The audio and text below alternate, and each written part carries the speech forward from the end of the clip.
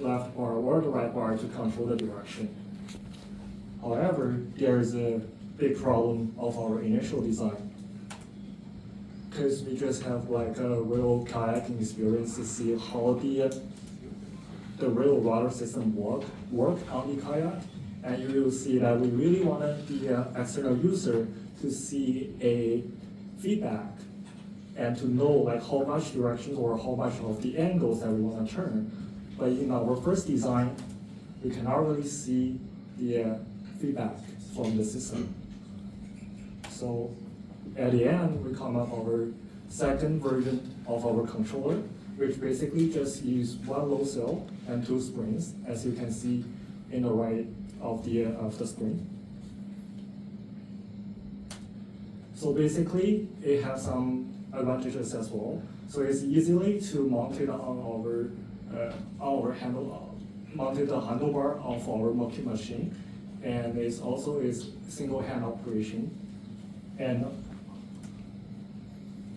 you can see that we just basically having a horizontal load cell and also a hinge, the right one, and also two springs, just manually just rotate it and see the feedback from the how much the angle we are tilting to give us an actual servo motor position indicator. And this is our schematic for our load cell system. So it's easier to integrate it to the main walking boat system, and also it's cost effective.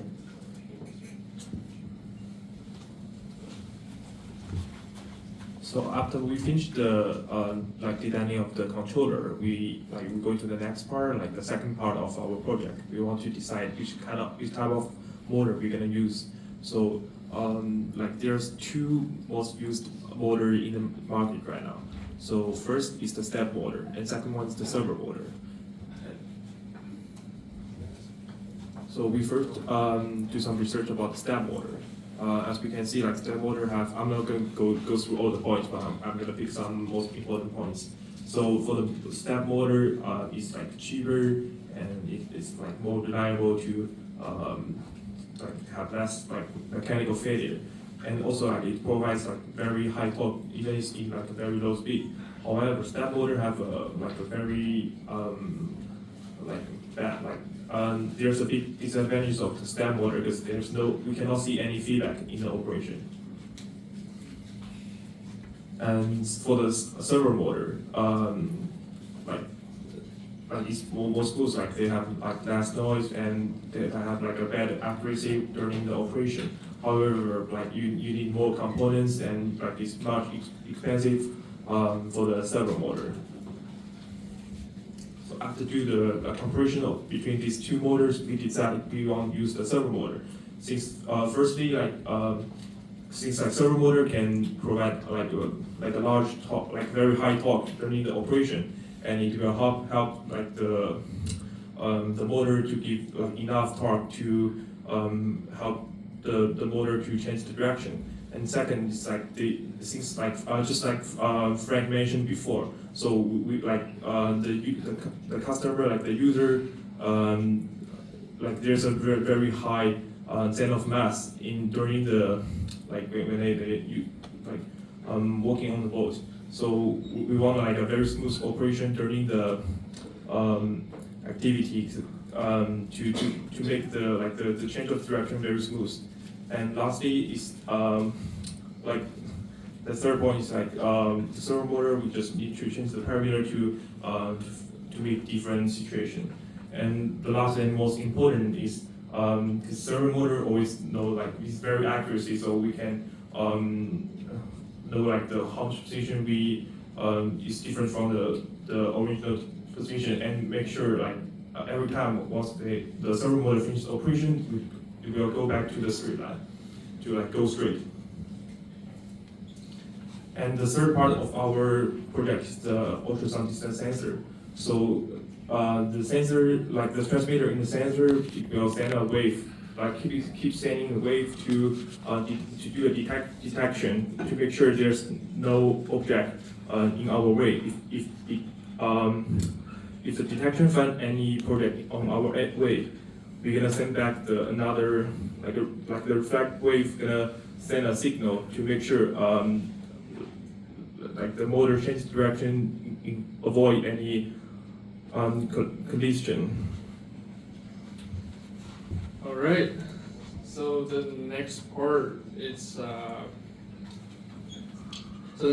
some future improvements that we can do to make this project even better. So the first one we think is that instead of controlling the rudder using the servo motor, we can directly control like a turbine, an underwater turbine that's directly mounted to the servo motor. In that case, if we do that, there's even more dynamic control over the rudders. You see, rudder can only control the tilting part of the boat, but for turbine, we can directly mount it underneath the boat, which you can initiate some extreme scenarios, like if there's an obstacle that's really close to the boat, because the turbine can turn into direction of that, the boat can even move sideways. The second improvement is due to the suggestion of Dr. Steve. We have made a scaled down version, a concept demonstration of extended bar for the walkers. So instead of using a single hand, a joystick controller to control the boat, if someone have an inconvenience when they are holding their hand on the walkers, they can use pull up and pull down the two handlebars extended out from the controller, which they can still tilting the load cell to make the rudder works. That's a huge improvement.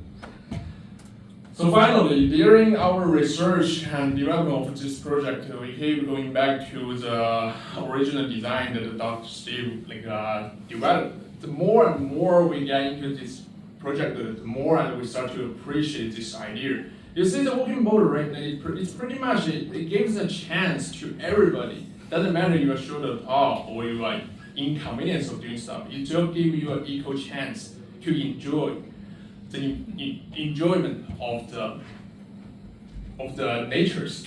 That's why I think that's kind of recalled us the goal as an engineer, that we should use our knowledges to develop technologies that help us and help each other and help the world around us. Thanks so much, guys. Thank you. Thank you. Excellent.